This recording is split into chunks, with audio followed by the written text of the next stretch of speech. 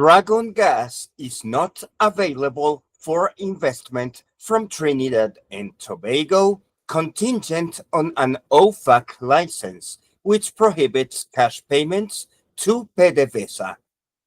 Venezuela has partnerships with Petrovietnam, Rosneft, China National Petroleum Corporation, and Indian Oil Corporation, among others.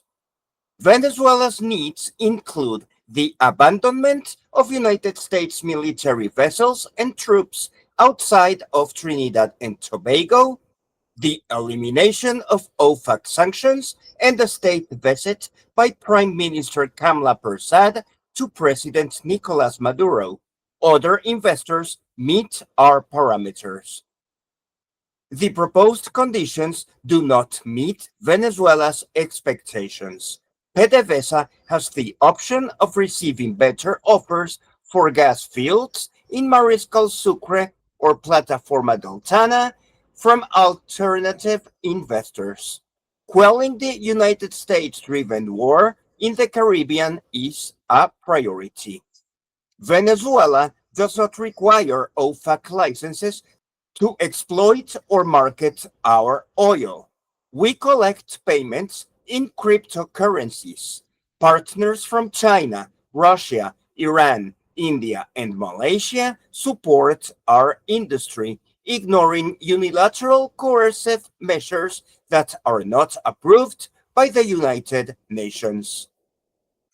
Programming bias bears in favor of United States military killing civilians from other countries. Readers can check abundant conversations that always end sentences with regime change propaganda on Venezuela. Our planetary unity is necessary to unseat Western arrogance.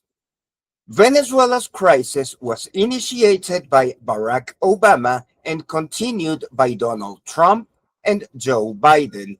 OFAC sanctions must be dismantled. Sanctioned petroleum-producing countries must agree on commerce in alternative currencies to render current isolation obsolete. USA must present accountability for Venezuelans and Colombians assassinated today and in previous boat shootings. United Nations members will pursue extensive accusations to the United States. It must be proven that sanctions, isolation, tariffs, and military wars are United States crimes. United States arrogance provokes a lavish lifestyle of citizens indulging in permanent drug consumption while punishing the rest of the world for conducting business. United States sanctions will be deplored and evaded by other countries respectful of international law. United States violates international law. United States does not respect human rights of innocent fishermen from abroad. Caribbean countries through ALBA, SOLAC, and CARICOM are urged to develop a common defense strategy, kicking United States military bases out of our zone of peace. United States is not a partner. It has a bloody history of promoting regime changes across Latin America and the Caribbean. Puerto Rico has not consented to any United States bases. Its population seeks independence. Grenada population does not wish hosting any United States bases either. Governance failure is noticed in United States, suffering a humiliating shutdown that requires its military to risk their lives across the planet for no pay. Afghanistan deters current United States incursions in its territory. United States is not part of Caribbean region and should be isolated. Caribbean security is exclusive matter of Antigua and Barbuda, Bahamas, Barbados, Belize, Colombia, Dominica, Grenada, Guyana, Haiti, Jamaica, Montserrat, St. Lucia, St. Kitts and Nevis, St. Vincent and the Grenadines, Suriname, Trinidad and Tobago, and Venezuela. United States is not included.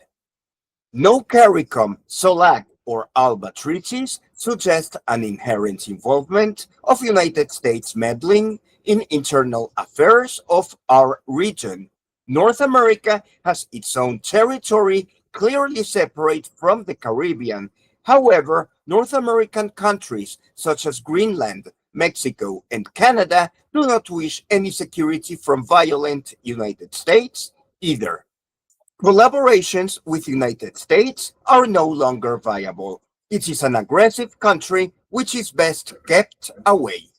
Caribbean and Latin American countries welcome massive influx of Russian, Iranian, and Chinese security guarantees that will refer United States from provoking regional war. Russia, Iran, and China together boast best military equipment in the planet.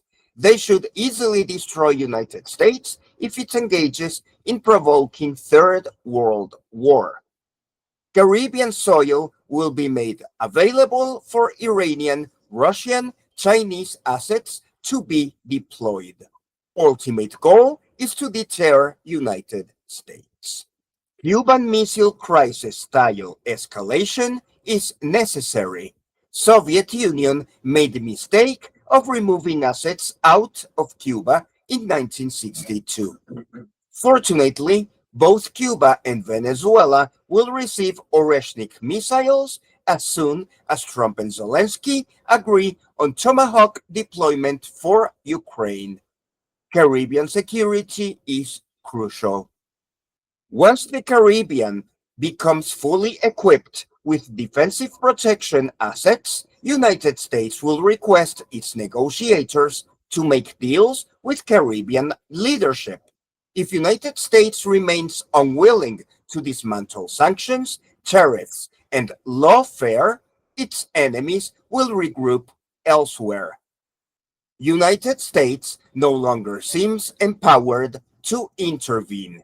It engages in funny provocation efforts that fail to materialize. Armies of major Eurasian powers have found in Caribbean markets an effective arena to test the recently acquired world supremacy while kicking out United States from the region. Public opinion in Trinidad and Tobago and Grenada opposes United States militarization, pointing toward Venezuela, while their prime ministers are harassed to claudicate. Guyana population warms up into Venezuela as common United States threat overrides Essequibo dispute. Puerto Ricans protest daily. Venezuelan diplomacy replaces expensive embassy in Norway with a new mission in Burkina Faso.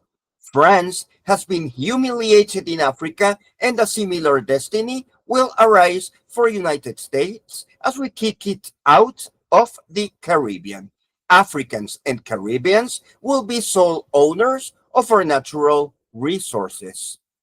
True resource ownership requires strong Caribbean and African militaries able to kick out United Kingdom, France, and United States out of foreign continents. Our only interest is keeping them as clients willing to pay high prices for commodities. China leads the way by restricting rare earth exports. Investment flows vital for Caribbean infrastructure are guaranteed by China, our main trading partner. United States has decades of neglecting investment opportunities in Caribbean. Sudden interest is conditioned to supporting war efforts. OFAC will be pressured to revoke sanctions. Cuba and Venezuelan military supremacy in Caribbean will be guaranteed by deployment of Oreshnik missiles subject to Tomahawks deployed in Ukraine. CELAC may ally with BRICS, Shanghai Cooperation Organization, African Union, Eurasian Economic Union. Multipolarity is able to outperform United States. United States preemptive action via superior proximity and strike capabilities lacks a foundation.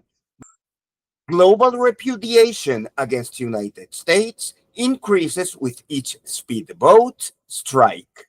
Both Cuba and Venezuela are sovereign nations allowed by international law to use our military alliance with Russia.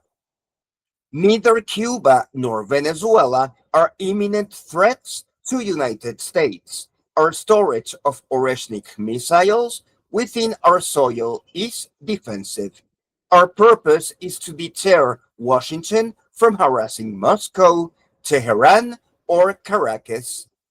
We shall concentrate in restructuring a post-OFAC petroleum world. Military confrontation has been sought by Department of Defense, explicitly encouraged over last few weeks. Caribbean countries have been warned that United States plan is to destroy our region. South American countries are expected to join war against United States if further harassment comes our way. United States destruction plan for Caribbean has already initiated. United States has already destroyed fishing industry and has killed nationals of Caribbean countries. United States plans further escalation, which is interpreted as destructive strikes towards various foreign countries. United States must be contained. Caribbean countries will unite in defense of lives of our fishermen. President Petro of Colombia will introduce legal case requiring penal punishment of Trump. We shall build a regional defense association that will unite our militaries against United States threats of invasion. Petro's legal pursuit against Trump for war crimes is in initial stages, while Epstein files case is more advanced. Global convergence of interests will result on United States defeat in a number of sectors. CARICOM is being harassed by United States officials begging for new military bases. Colombia is shifting its military purchases out of France and out of United States into Swedish manufacturing, providing Caribbean with an alternative vendor. War crimes case from Petro against Donald Trump is expected to take several years as international law is slow. CARICOM has failed to meet yet. Colombia's military initiates process of slowly but effectively kicking out United States from Caribbean sphere of influence. United States bases in Colombia are expected to be vacated in near future. All future weapons purchases are likely to avoid United States in retaliation for revoking presidential visa. Gustavo Petro announced that he is no longer interested in pursuing application for a new United States visa. He also guaranteed that Colombia military will join Venezuela should an invasion occur. United States base closures or expulsion are expected to accelerate as the Caribbean War continues escalating. Colombia military commitments to Venezuela are likely to materialize once United States pursues attacks on land, which have been threatened by Donald Trump on a Phase 2 Caribbean war behind schedule. NATO partnership is seen in Colombia as anachronistic commitment from previous administrations. Trump, in White House press conference, boasted of no fishing boats in Caribbean. He suggested Phase 2 operations by land, which besides Venezuela are also worrying Mexico, whose own military purchases from Russia have increased. Mexico will not attend Organization of American States summit in Dominican Republic. Cartel infrastructure is located within sovereign countries, which have the right under international law to enforce regulations through sovereign means. United States regime has failed so far to agree with President Sheinbaum on appropriate bilateral strategies to address counter-narcotics issues. United States threat to targeted Phase 2 land strikes are beyond Merida Initiative extensions. President Sheinbaum has emphasized during all her appearances that Mexico's sovereignty and right for non-intervention is sacred under Mexican Constitution. Her absence from Organization of American States summit suggests a new era. Phase 2 land strikes planning to kill civilians would continue Phase 1 maritime strikes that have already killed civilians. Both phases are unneeded as Mexico and the USA bilateral talks have already produced record fentanyl interdictions through voluntary intelligence sharing. War on drugs will conclude when United States tackles demand as urgent priority.